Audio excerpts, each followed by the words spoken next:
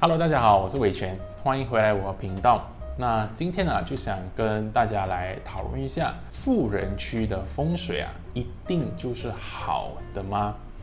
那我为什么会想讨论这个问题呢？是因为之前在某一个视频啊，就看到有人留言询问，富人区的风水一定是好的吗？一定是有帮助这些富人啊继续变得富有吗？那今天的这个视频啊，我就希望可以分3个点来讨论，让大家呢可以更容易理解这个议题啦。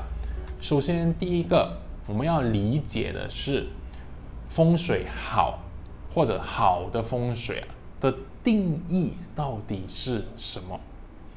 那因为呢这个问题啊，他问的是富人区的风水，所以呢，我先假设这个问题呢一定是关系到钱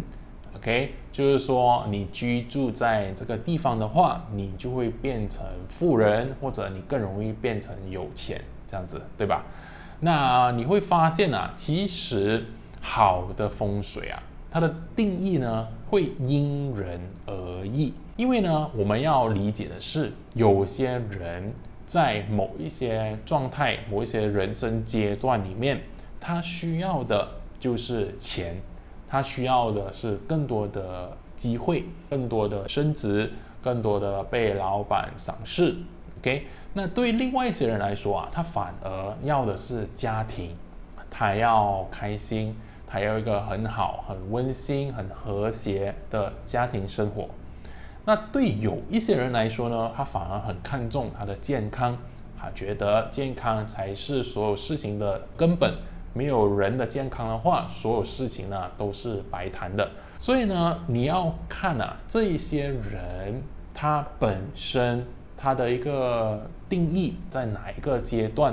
哪一个事情呢，现在对他来说才是重要的。所以好的风水啊，也可以说是能不能帮助这些人呢达成他的一个目标啦。所以对我来说啊，其实呢没有太多的100%好的风水，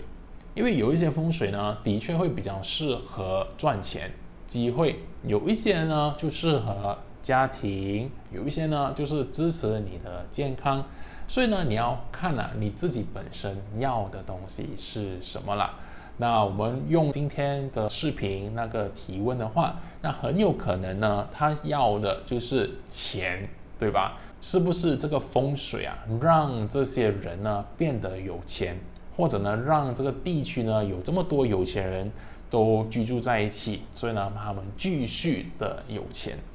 那这是第一个大家要思考的问题啦。那我们把焦点放在钱过后，我们就可以回答这个问题。我会给大家的答案是，其实不一定，富人区的风水不一定就是支持他们去赚钱，或者让他们变得富有的一个风水。为什么？其实有2点。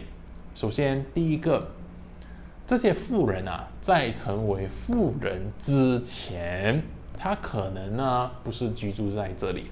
所以呢他在努力中，他在打拼的时候，他要发迹之前居住的地方是另外一个房子或者另外一个住宅区。他当时候啊受到更大的风水的影响，应该是之前的那个风水。在他们成功过后，他们变得有钱了过后，他们才移居到这个所谓的富人区里面。那但是呢，因为他所有的事业、他的资产都已经上了轨道，所以呢，他现在居住的这个所谓的富人区啊，对于他在赚钱、在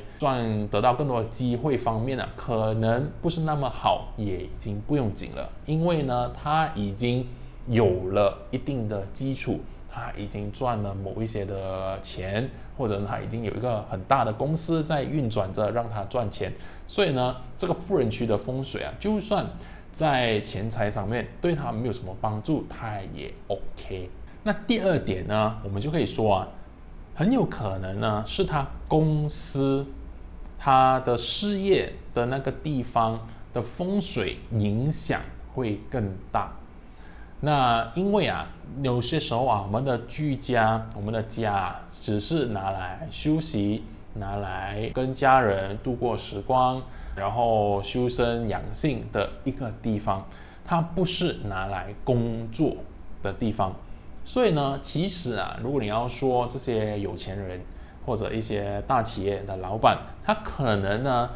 得意的那个风水力量，可能更多的是在他的公司。那这个公司呢，可以是在任何地方，对吧？可能是一些工厂啊，或者在一些办公楼啊。那所以如果那个地方它的风水好的话，其实呢也会大大的帮助这个人是否成为一个有钱人。当他花更多的时间，他花可能有12个小时都在公司的话，更不用说了，因为他就是所有的决策、所有的思考，他的一个想法、一些感受，都是受公司的风水去影响他做出对的一些决策。那相对于家的话，他回到来所谓的富人区去睡觉、去居住、去陪伴家人的时候，他可能处理很少他工作的事情。所以呢，你会觉得，就算那个富人区啊，它的那个风水啊，对于事业、对于钱财方面没有什么太大的帮助的话，其实呢也不会有什么问题，因为呢，他公司的风水好。所以呢，这个问题啊，答案是不一定。它的风水啊，不一定是好的，或者呢，去支撑大家认为的，让他们成为富人的一个风水了。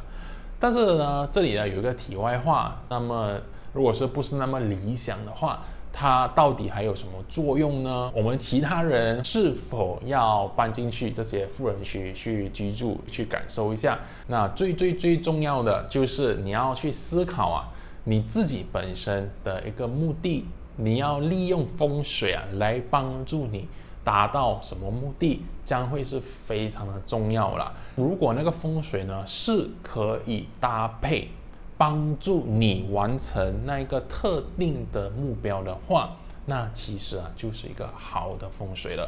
那一个好的风水啊，比较难呢是100%都帮助你完成你所有生活上的目标啦。所以呢，对我来说啊，只要你搞懂自己的目标，然后利用这个风水来让你达成这个目标的话，我就会把它定义为好的风水了。那如果是不可以的话，我就会觉得是不好，不是呢客观上的一种不好，而是呢它不符合你需求的一种不好。那希望呢这个视频啊有让大家呢更容易、更好的理解风水的一个运作方式。那如果大家喜欢这个视频的话，记得点赞，还有留言分享给你身边的家人朋友。我们这期视频呢就到这里，我们下个视频见，拜拜。